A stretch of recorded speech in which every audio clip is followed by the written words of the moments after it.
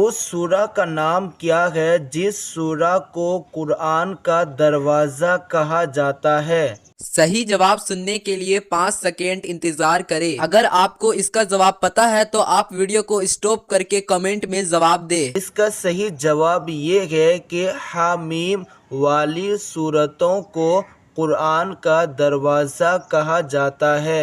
قرآن پاک میں جنات میں سے کس کس کا نام آیا ہے؟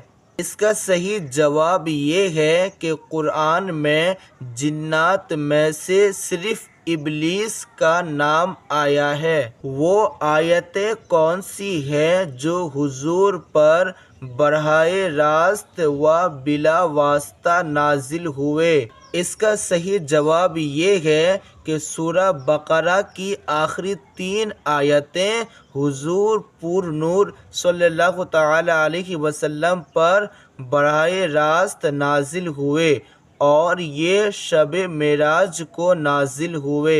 قرآن پاک میں سورتوں کے نام کس نے لکھے؟